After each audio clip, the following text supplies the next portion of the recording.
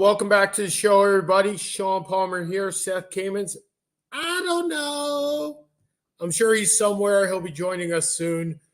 If you'd like to call in, dial in, send us some text messages. We are happy to take those. You can find us at Seth and Sean Sports on Facebook. Here is the man, the myth, the legend. You find us on Seth and Sean Sports. Myself at SU Lawyer 2001. Him just at Seth something. I don't know. Something nobody remembers anymore. That's something. So before we get, first of all, Seth Kamens there. I'm Sean here. Seth is in his office in a t-shirt, which means no meetings today. Sweater. Sweater. No meetings today. No jacket. You had a jacket last time. No, I kind of gave up. I actually had 2 meetings today. You gave up on the jacket. I like it. I am the better dressed one that works from home.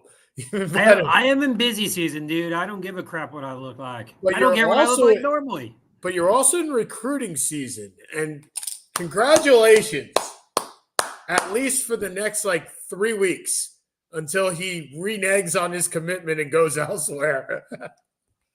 When Kansas decides they can pay him 5 times what they could do the Hunter Dickinson part 2, or when Duke comes swooping in with an offer. I mean, yeah. Do you want to extol in the virtues of your Maryland program? I mean, no, not right now. Do you really want to extol? It's a good day. It's a good day. It is a good day. Okay, so why is it such a good day? It's a good day because we signed our second biggest recruit in the history of the franchise. The history of our basketball team. Derek Queen, this has been like a 2-year recruitment between Indiana, Houston, Maryland, and Kansas. And he is a Maryland guy. And apparently the allure of Kevin Willard was more than he could handle. And the NIL, I guess they were in the ballpark. So the 4 schools that really were in this: Maryland, Kansas, Indiana, and Houston.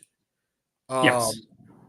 And so he is the scout grade 10th overall, second best center, first in the state, 8th in the region, 5-star recruit, 6'9", 230.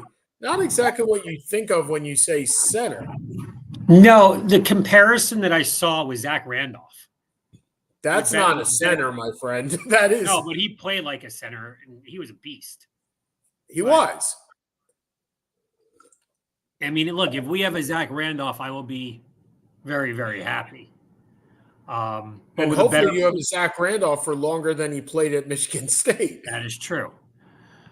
Who knows? Is this a one-and-done guy, though? I assume so. Who the heck knows? Deshaun, what do you call it? Smith was a high 4-star recruit, and he was supposed to be a one-and-done, and he hasn't played well enough to be a one-and-done. Well, and you could say the same thing about Judah Mintz, right? Yeah. It's supposed to be a one-and-done, and last year probably would have been drafted in the 2nd round. All expectations were he comes back. And now if you look on the latest ESPN mock draft and the latest athletic mock draft, he's nowhere to be found. So if he's not going to be drafted, maybe we see Judah Mintz as a junior, which would be ridiculous when you thought coming in, there's no way. Yeah. Plus, for what they're getting paid now, and this is going to be an issue with the NBA, with G Elite or G Ignite, whatever it's called. If you're getting paid $350,000, $400,000, $500,000 to be in college from the high end, right? Why are you going elsewhere? Why are you going? Yeah. Well, I mean, look, the thing is, you go so you can. The notion is the earlier you graduate, the earlier you get into your rookie contract, the earlier you get into the max extension, and then the earlier you make the big bucks. That's the concept. That concept is incredibly flawed, but that is the concept, right? Only the top 10% of the top 10% get a max contract. So it's flawed, but that is the goal. The goal is to graduate as quickly as you can, so you can get drafted, and then you could start that progression. But we've seen many a player get drafted based on potential, and then where is he, right? And one of those guys, the Jazz are now starting to play him in Taylor Hendricks coming out of UCF, and the 10th pick overall. And we'll see. I mean, the Jazz basically gave up after the draft, but after the trade deadline, and they're dropping slower and slower into the draft pool, which is good because they owe a top 10 protected pick. So maybe they'll keep their pick this year. But yeah, I mean that's the thing, right? So I did have a question for you. This was posed to me the other day. So Justin Taylor is a Syracuse small forward that is kind of been masquerading as anything but a small forward, and he has stunk up the joint. I mean, he looks like Buddy Boeheim. They recruited him to be Buddy Boeheim, and he's just not Buddy Boeheim, and that's okay. At what point, Seth? These are college kids. Understanding some of them are still getting paid, right? In NIL. Mm-hmm. At what point are you permitted as a fan to boo them? Where do you draw the line in booing a college kid?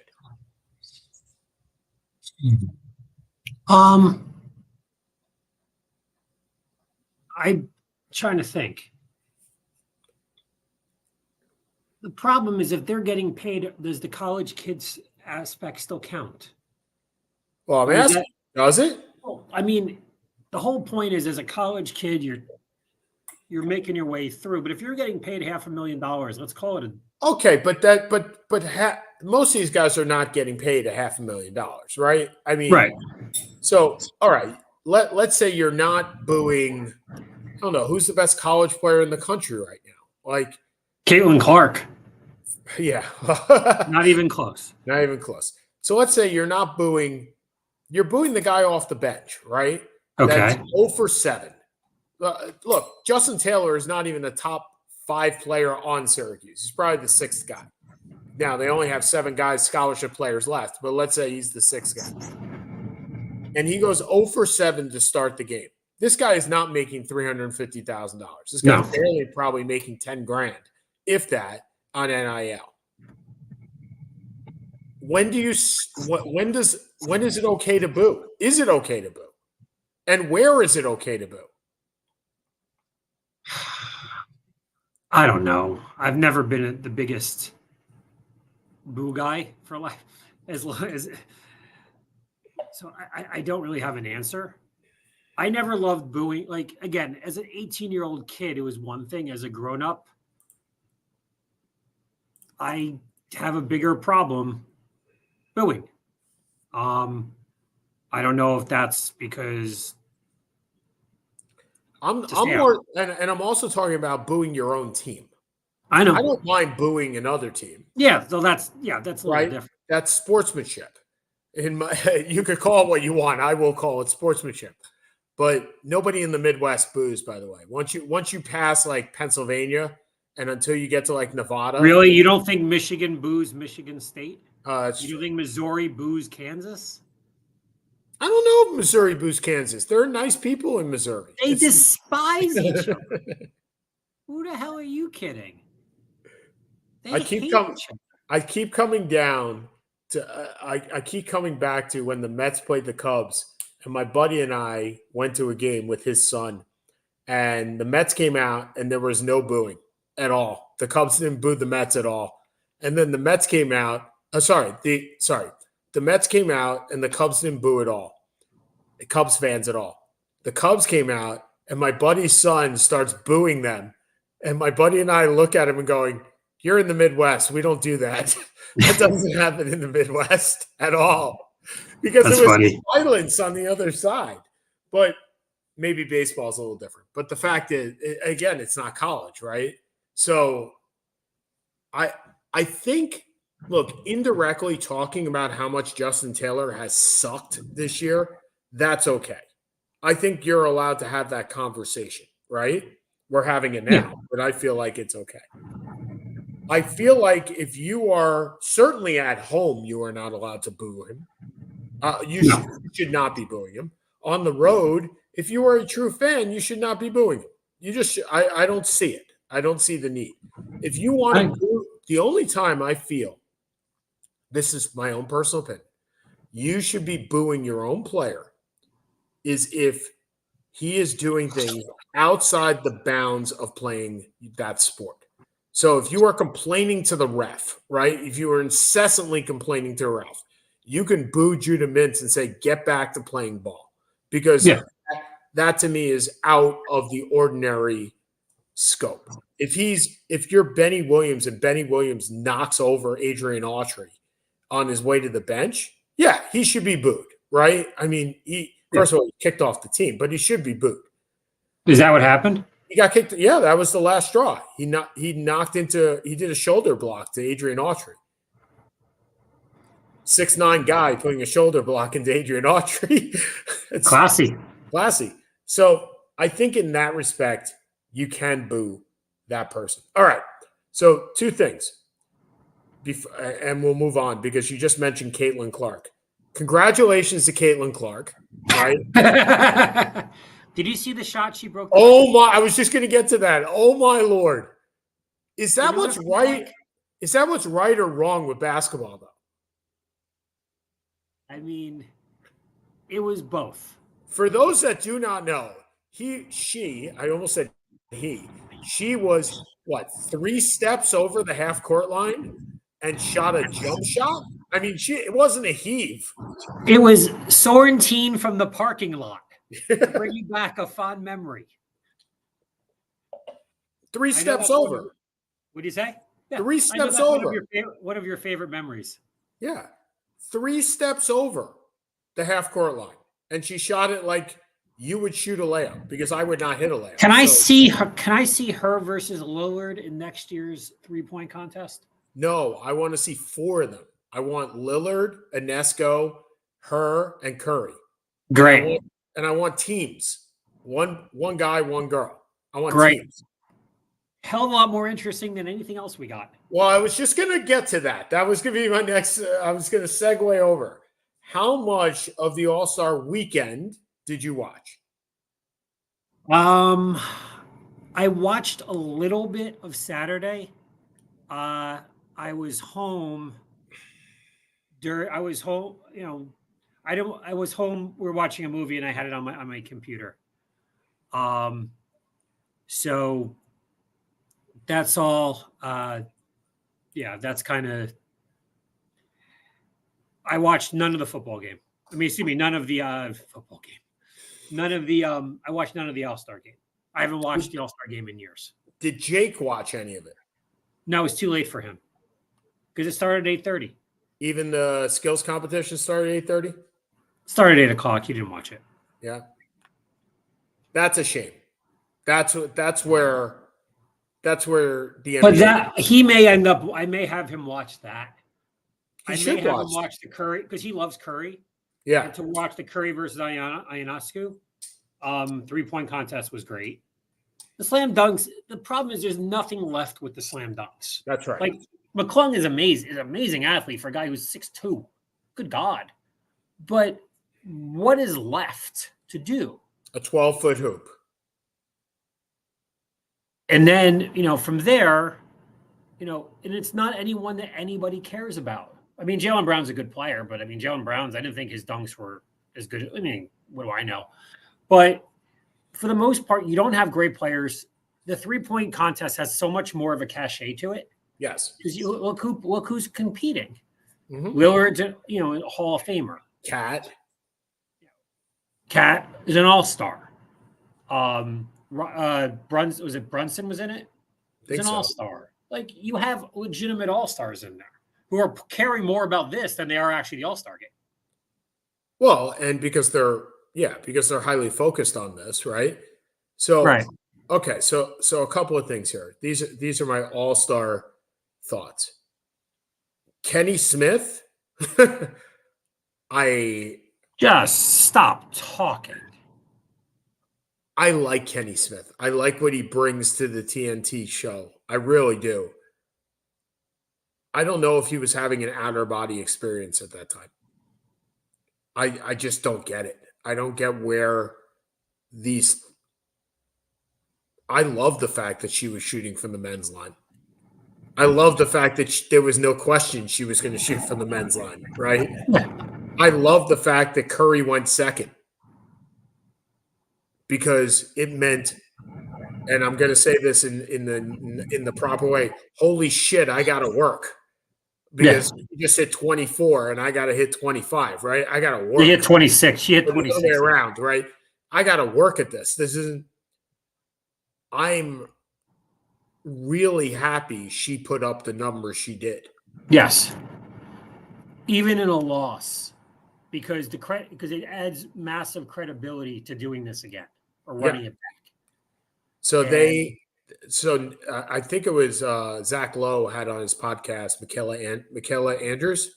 Is that who does NBA on ESPN? Yeah. And she said, "Look, this wasn't the Billie Jean King moment, but it was pretty close." And I don't think there's there was no. I mean, I didn't really think of it like that because Riggs was a 40-year-old guy by the time he played Billie Jean King and got his ass handed to him. But this was a mano a mano between two players relatively in their prime. And she held up nicely, as you figured she would. Well, and the other thing is you wonder if she went second, would she have won? I mean, he knew what he had to beat, right? So there probably should have been another round. But I think you're right. Sue Bird said next year, if Caitlin Clark started this year, she would be an all-star in the WNBA right now. Well, she is the most popular college athlete right now in the game. Yes. Men or women. She is the most popular. She may be the most popular college athlete in the game. In any sport. Well, it could be because there's only two sports really that matter. And nobody knows anybody in football because they keep moving they keep moving around or they get drafted early. Yeah.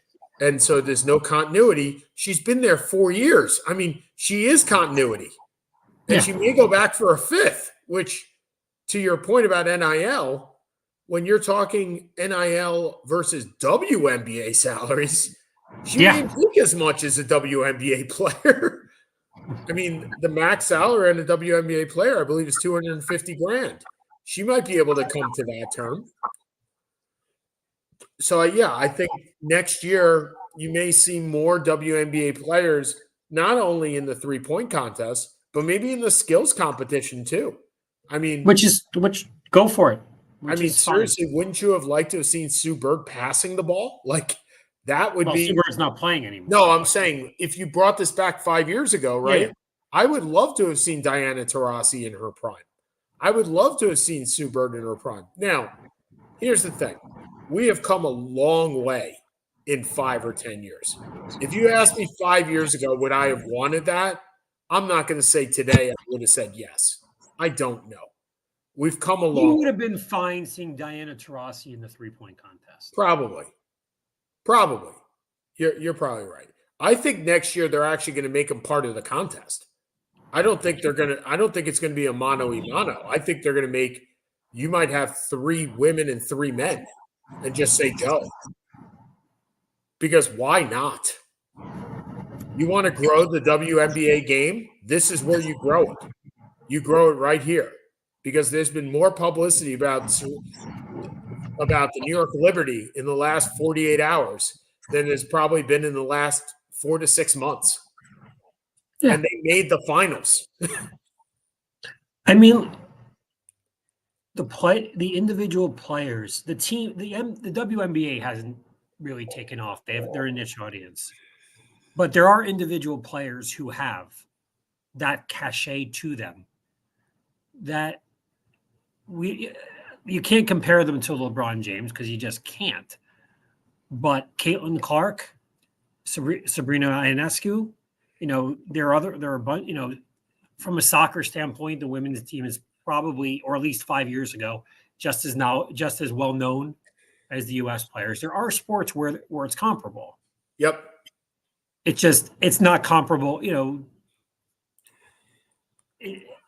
Those are the two. I mean, those are really the two main sports where you can kind of compare apples to apples. It's not really apples to apples, but you can where it plays in.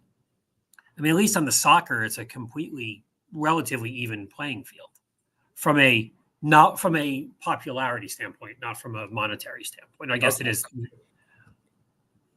So it's like you're not going to get there from the monetary standpoint, not anytime in this century. Well, no, with the soccer, I mean, with FIFA, the soccer, they negotiated. That was the whole point. The soccer, right, but that's just FIFA. Yeah. Right, but that's just FIFA. We're not that's talking not professional. The MLS versus we're not talking the NWSL versus the versus the Premier League.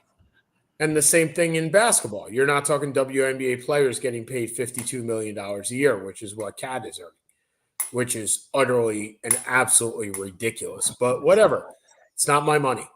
Okay, so how do you fix the All-Star game? You can't. Do you care about fixing the All-Star game? No. Name an All-Star game that you care about. No. I was going to get into even more. I had another question. Should the NBA play into this? Make a 4-point basket. Who cares? Just come up with some fun gimmicky stuff and see how it works. Play into the stupidity. It's a 200-point game. I mean, why not? I actually found someone who bet on that. They took the East. Wait, they bet the money line or they bet? Apparently the East were underdogs and they bet on the East. Did the East win? I don't even know who won. 211 to 186. If you get 50 points, if you have a 50-point score, you get +5. I didn't ask. No, I mean, yeah, you're not going to make anybody care. That's gone. Because unless you're going to do it, because from a monetary standpoint, most of the people in the All-Star game are already making so much money, you can't make it that interesting for them. Well, they were talking about saying right now, I think it's 100,000 if you win and 25,000 if you lose, which means that means nothing. These guys make more money standing around in their marketing opportunities during the weekend than they do from the game. Yep. So somebody threw out, give them $1 million to win and nothing if you lose. That would make it more interesting. I don't know if the union would go for it. Why would the union care? Because they're the union, they care about everything. Well, I'm saying you're making more money. You're not making less money. Right, but you're less. But the other team is not making anything. And I'm not sure they would. You have the chance of making $12 million. The amount is $1.2 million and plus 300, so it's $1.5 million in total, or $12 million in total. I'm thinking the union will be okay with the $12 million in total. Well, yeah. I mean, whatever. I'm still not sure that gets you where you want to be. It's a little bit more, but I don't know. I don't know what the financial incentive is when you're making $60 million a year. Which is why just play into it, right? Play into the stupidity where you say, okay, there's a 4-point line. Or do you think they should get rid of the slam dunk contest?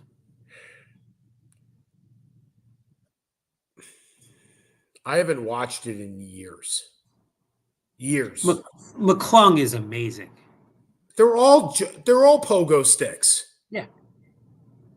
If I could, I could jump 3 inches off the ground. I mean, I have nothing, but they are all human. Remember the guy that was called the human pogo stick? I think it was Pargo or something like that, who won the slam dunk championship. But when it's a G leaguer who's not even in the NBA winning the NBA slam dunk championship, that's where I got a problem. That just means you don't have enough bodies. But remember, this is not in total. This is to raise awareness of the game.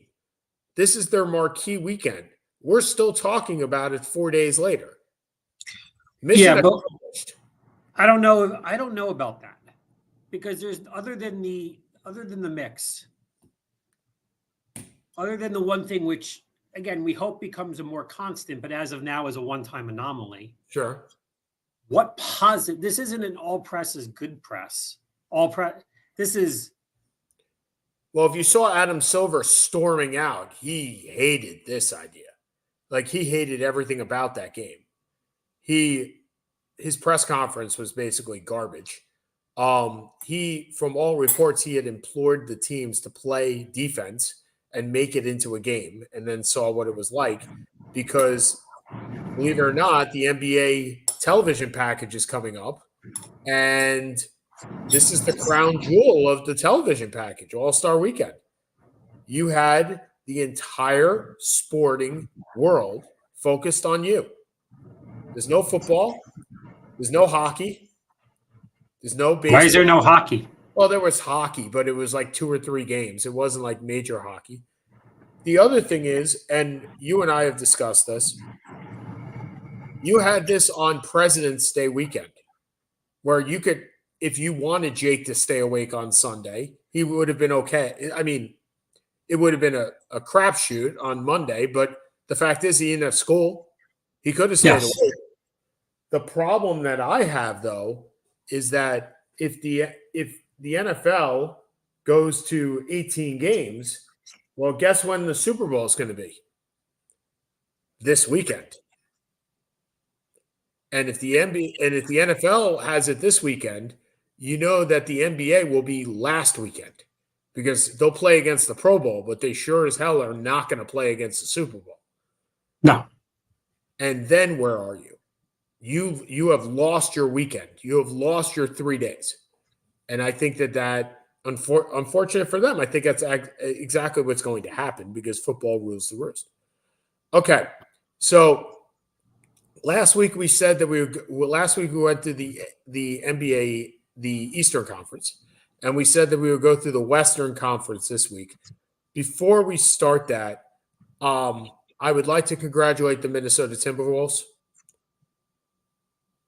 I am very happy. I know you are.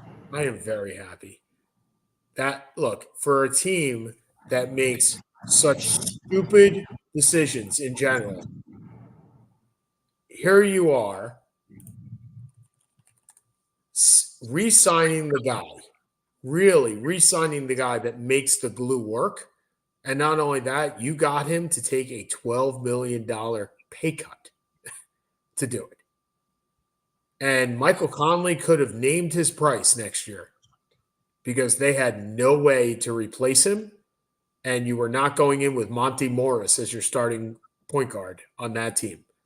And they solidify. I mean, they have $40 million in raises coming to Cat, to Anthony Edwards, and to Jaden McDaniels combined. Yes, $40 million. So Anthony Edwards goes from 12 to 35. Cat goes from like 35 to 48. And Jaden McDaniels goes from like 4 to 22 next year. But they got Michael Conley to take $12 million less. So they're still over that apron. And they still got Kyle Anderson to sign. But wow, they got this guy for 2 years and like $23 million. That is 1 year of Mikal Bridges. Congratulations. Okay, and before we get to that, how many coaches would you like in your lifetime for the Brooklyn Nets? How many would I like? How many? Well, I know how many you've been through. So how many would you like to continue? I can't even keep up. I just like to see them keep someone for 4 or 5 years. So Jason Kidd became coach when? Being the Nets coach in 2013. In 10 years, they have had 10 coaches, Seth. That's what you call stability. Is it possible that the Nets have become the Knicks and the Knicks have become the Nets? No, because the Nets never had that peak, except for, That's I guess, true. in 02 and 03. Let's give the Knicks a couple years and let's see how it plays out. Oh, but we started this with the Nets, not with the Knicks, right? Okay. Yeah. I mean, no, the Nets are the New York Giants of the NBA. Coach every 2 years. Coach every 2 years. Coach every 2 years. Yeah. It is Kevin Ollie, the new coach of the Brooklyn Nets. Does he have a chance for this job? Like full time? Who knows? I mean, honestly, who knows? Why did they fire Kenny Atkinson? I'm still going back to that. Why did they trade their entire lifeline for James Harden? Well, the better part. So I was listening this morning to a podcast that said if you were the Nets and you look at what they gave to Houston to get Harden and what they got from 76ers to give up Harden, the delta is so bad between the two. And number one, you're saddled with Ben Simmons. Beyond all of this, you still got $36 million and you own none of your picks for the foreseeable future. You don't even own your own destiny. And Mikal Bridges supposedly is the one that got Jacques Vaughn fired. Really? Yeah. Yep. Yeah, he said some kind of detrimental things on what I will call the Villanova podcast, which is Josh Hart and Jalen Brunson. The only one of the Villanova people that has not put on a Knick uniform this year is Mikal Bridges. Not that he would at any point. All right, moving on, going through the West. So the NBA West looks really difficult this year, and we know this because right now the 7, 8, 9, and 10 seeds are the play-in is going to be fantastic. And this comes from, and to be fair, Seth, I will take this. I did not believe in the play-in. Nor did I, and it's absolutely fantastic. I was not a fan at all. I was also not a fan of this in-season tournament. I'm still not a fan of that. But look, NBA Adam Silver, you can prove me wrong. You proved me wrong with the play-in.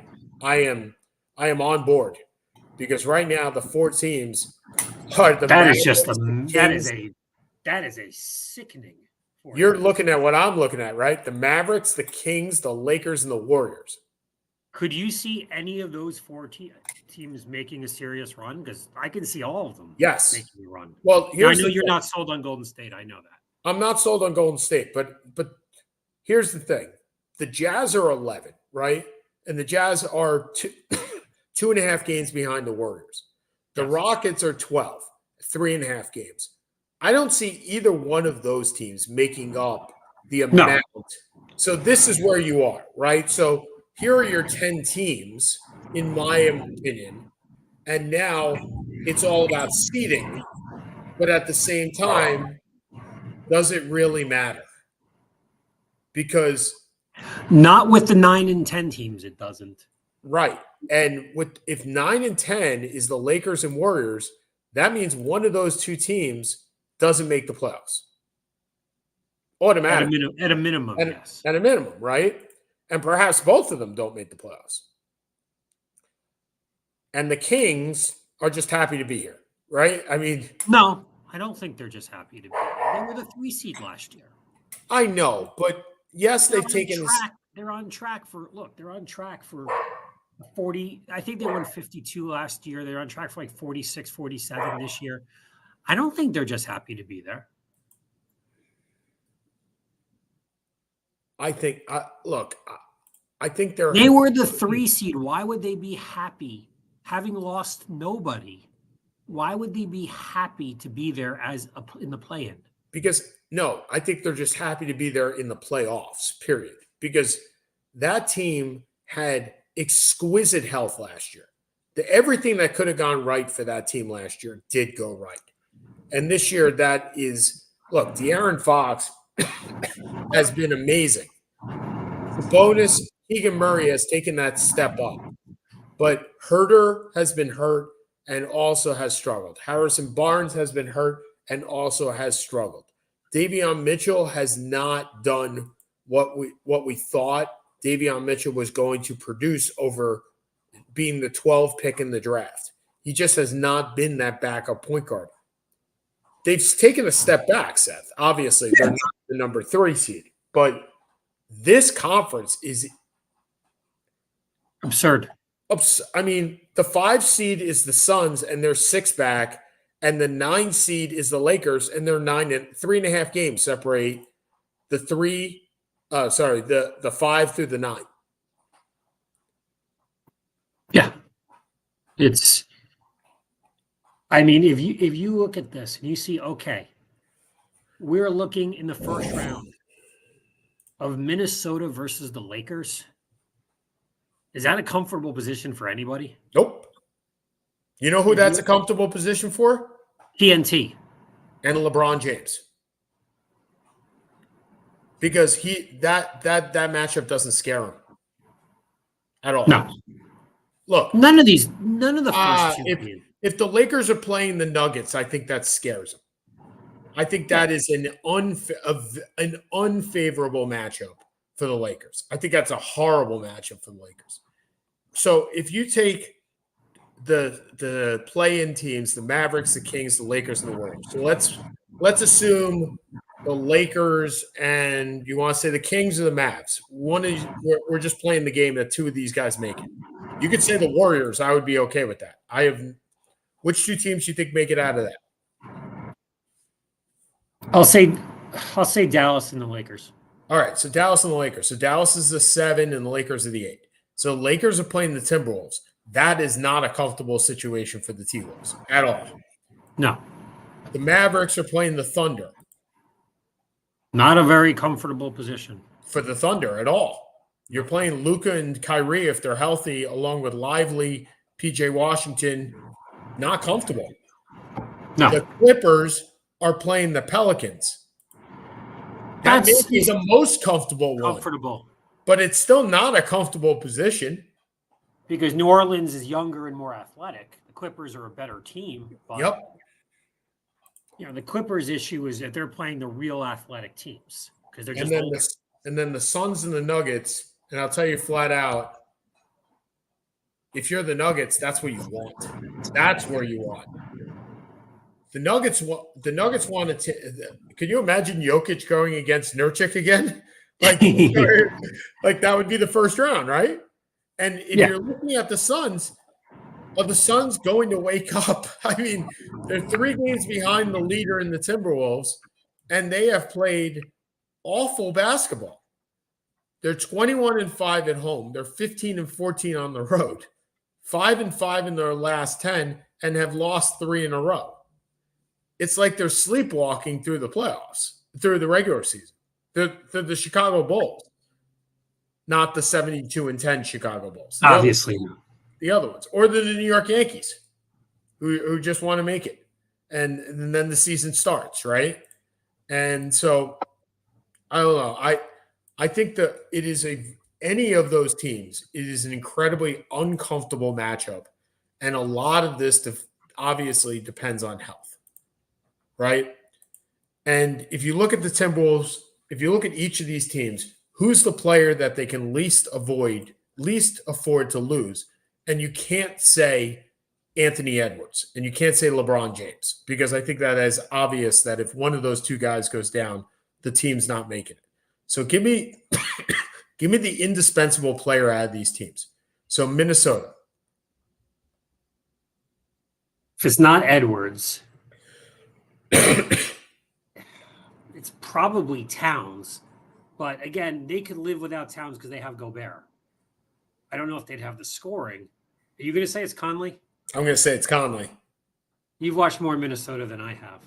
I think it's a matter of you don't have anybody that can bring the ball up if you lose Conley. You need Edwards to play off the ball, not on the ball. And if he's playing on the ball too much, he's not going to be able to put forth a defensive effort, and that just lends them out. Okay, so Oklahoma City, look, Shy's too easy of a pick. Shy's too easy. So you have to take Holmgren, right? Because they have no height. They have no big guys. They have no size. The Clippers, it's either one, Kawhi or George. Right. Yep. They're not winning without both of them. Agreed. The Nuggets. If you're going to say you can't use Jokic, then you're going to say it's Murray. It's got to be Murray. Okay. The Suns.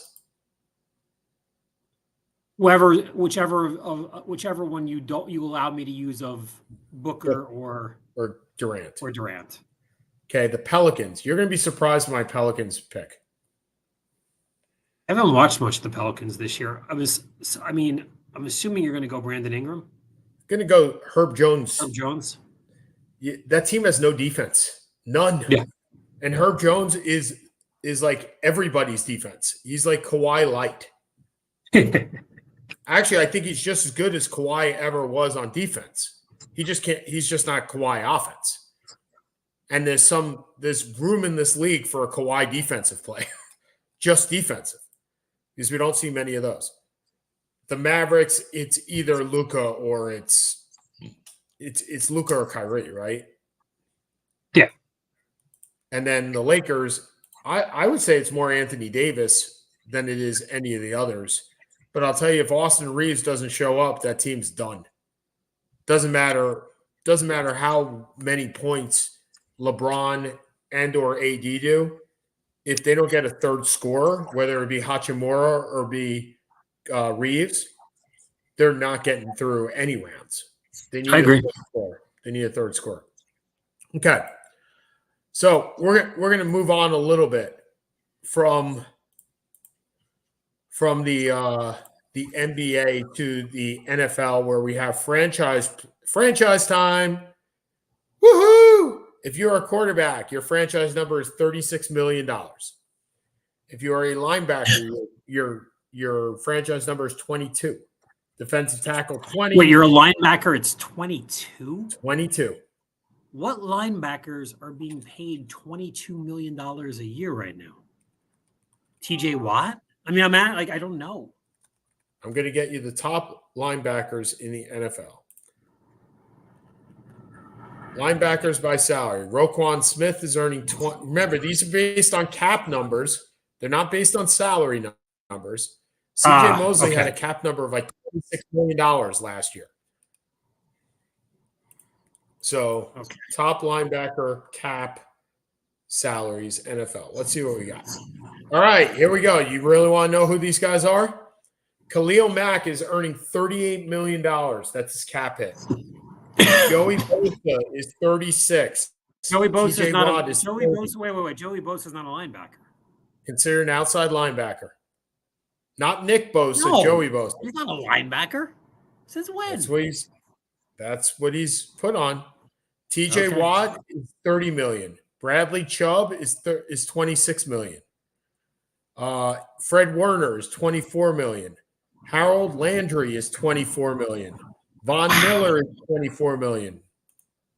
Are we okay with $22 million now?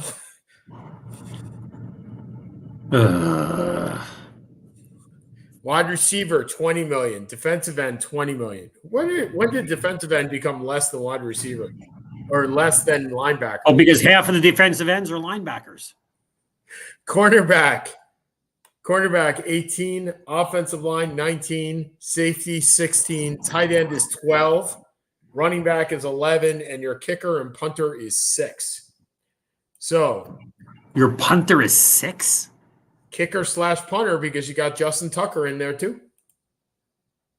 I didn't realize they combined it. They do combine it. All right. So are you franchising Justin Madubuike from Baltimore Ravens? Well, it depends on I can't answer that question. It depends where the rest of their cap is. Why? You can work around the rest of the cap. Are you paying this guy $21 million? Yeah, I probably would. I agree. Probably. Brian Burns, are you paying him $28 million? I would probably sign and trade if possible. Sorry, it's $20 million. $20 million. Oh, that's very different. Wait a minute. He's an outside linebacker. How is he only 20? I'm confused.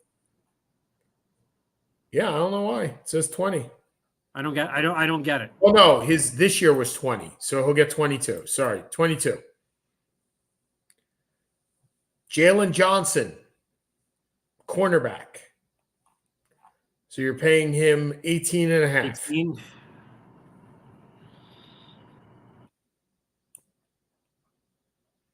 You may have to, because Chicago has nobody else. Okay. T. Higgins, 20, when you have Jamar Chase coming up next year for an extension. I don't think you can pay Higgins 20. Tony Pollard, no way. Second year, you'd have to franchise him, so he'd be 12. It's 120%. I just don't see them doing that. Dalton Schultz, 12 million from 6 million. They have $57 million in cap room. No. Michael Pittman, 20 million. I think you have to. I think you kind of do. And the same thing for Josh Allen. Josh Allen, the linebacker from Jacksonville? Yep, that's a $20 million hit. But yes, I think you have to do it. I think you have to. The problem is I don't think he's worth. Well, he's a good player. Are you tagging Chris Jones at 32 or L'Jarius Sneed at 19? Because you're tagging one of those guys. You're using it.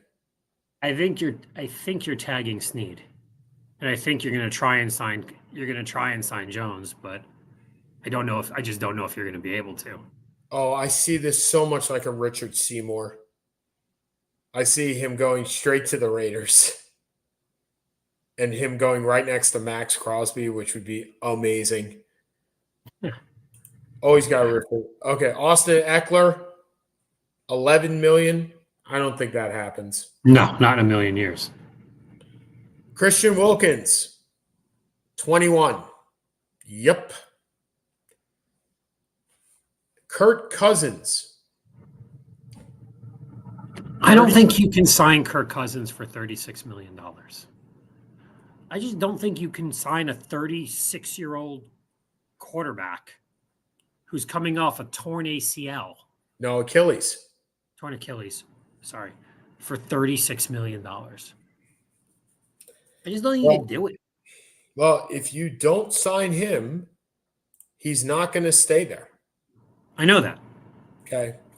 He goes to Pittsburgh, Atlanta, Raiders, whoever it is, who will sign him to a 3-year, $70 million deal or something like that because he's coming off of a torn Achilles.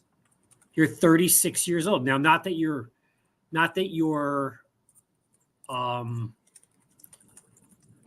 game has ever been predicated on speed. The problem is Minnesota has no backup right now. Chicago will not trade him Fields. No. So it comes down to if you let him go. You got to draft one. And you're too far away to draft unless you want McCarthy. Yep, or Penix in the second round. If he lasts to the second round. Or Bo Nix. Yeah, one of those 6 will get them to the second round, I would think. Yeah. All right, your guy, Saquon. Goes to 11.3. You have $19 million in cap space. I think you do the transition tag to him. Okay, and let's presume somebody signs him to a 1-year, $11 million contract. Would you match it? And I get what in response? Was it 2 first-round picks or a first? No, transition, you get nothing. You get nothing? That's my question. So if you're willing to put the transition on him, tell me if you're willing to sign him for $11 million. And if you're not going to sign him, if you're not going to put it on him, would you put it on McKinney for $16.5 million? $16.5 for 1 year. The problem is the team is not winning next year. Correct. And if you can get a 2-year, $18 million with Saquon, something, I'm okay with it. Set 2 years, 16, 12 guaranteed, something along those lines. But look, for a one-off, I guess, but I don't really think that's the need. McKinney, would you sign McKinney would you franchise McKinney? I think you make him a 3 or 4 year offer and see what you can get, see if you're in the ballpark. But to franchise him for $17 million or $16.5, you're kicking the can down the road.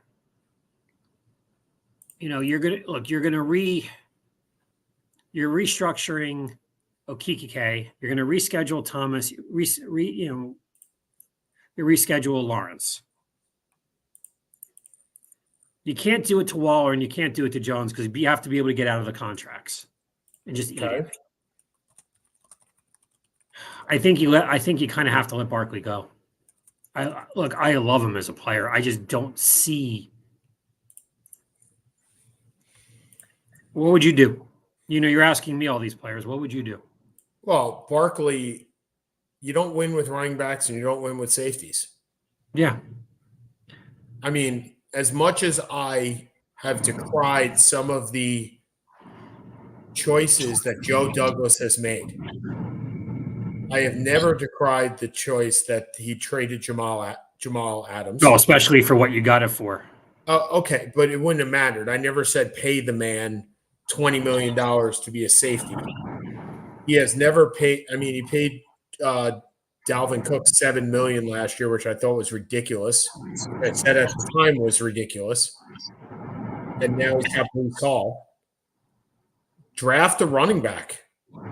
You're not. Do you believe as a Giants fan you are going to be in the mix for a playoff spot next year? No, which is why I think to spend that money. Zero. Especially with the way that the NFL works now. And for those that are uninformed, which many are, including probably my cohort on this subject, you are allowed to roll over cap room year over year. So if they don't use up all their cap room this year, they can roll it over to next year and have more cap room next year and the year after and the year after that. There's obviously a minimum amount of cap room that you need to use, but there's a delta between A and B. And if there's a delta between A and B, yeah, I mean, I would use it this year because you're not going anywhere anyway. I mean, that would be my take on it. Okay, we got a couple more, and then we got our last five. The Jets don't have anybody, thankfully. Seattle, are you franchising Leonard Williams? $21 million Leonard Williams. I think they are. You have to. You just traded a second-round pick. That's what I'm saying. They are in the Giants' quandary of all quandaries right now.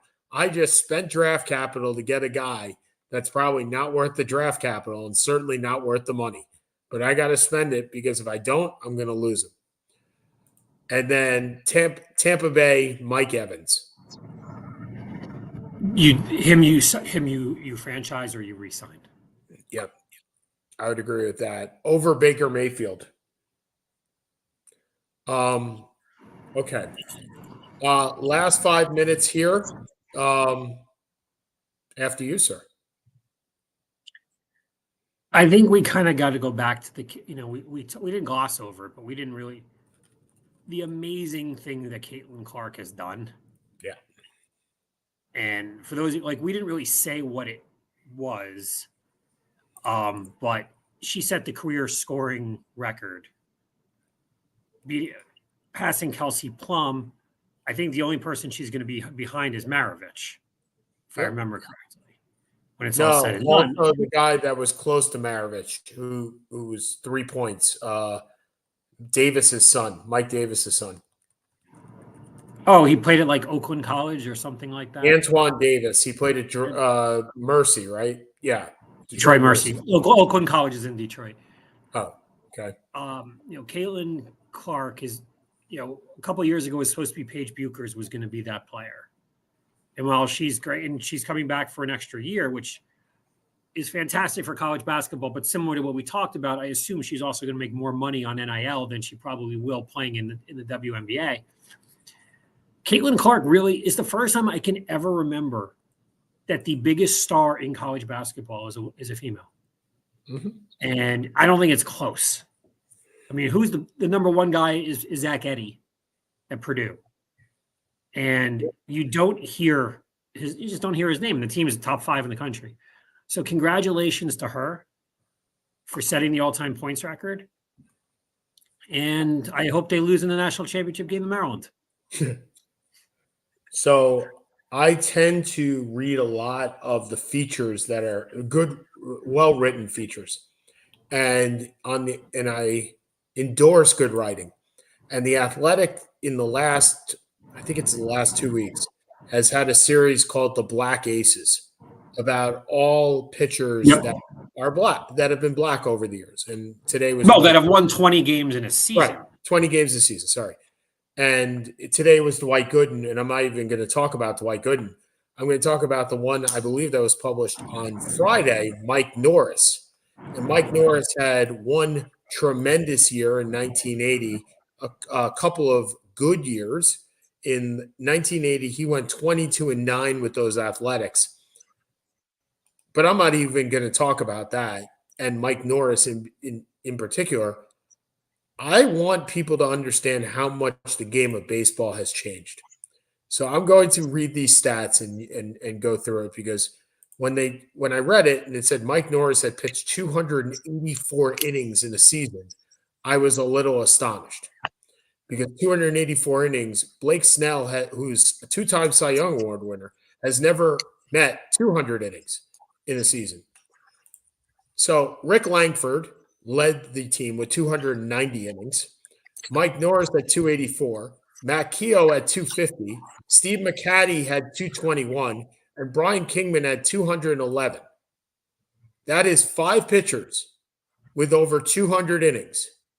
There were 3 pitchers last year in all of baseball that had 200 innings. And these guys are at 290 and 284. They pitched in total out of 1,400 innings. They pitched 1,100 of those innings as starting pitchers. Just think about that for a second. That is pitching into the late 7th inning or early 8th inning every single game from a starter. Has the game changed? And I'm not saying it's for the better, because I don't believe it is. So when you think of how you're comparing eras and how players, you're comparing LeBron James to Wilt Chamberlain, or you're comparing, I don't know, Blake Snell to Wilbur Wood, right? Well, Wilbur Wood won a Cy Young. So I was just going, or Randy Jones. Okay, Randy Jones went for the Padres, won a Cy Young. If you're comparing those two players, understand that the game is not the same when you deal with eras. It's still a ball. It's still a bat. There's still 3 bases and a home plate. Still left, center, right, 9 positions on the field. But the game is so much different. And that's why we struggle as prognosticators, as analysts, as just 2 people that shoot the shit. We struggle when people ask us, who do we think is better, Kobe or Jerry West? I don't know. I just don't know. And that's okay. That's what makes sports good to talk about, because you can be okay with not knowing. Jerry West. Okay. For Seth Cavins, I'm Sean Palmer. We'll see you guys next week. Have a great time. See ya.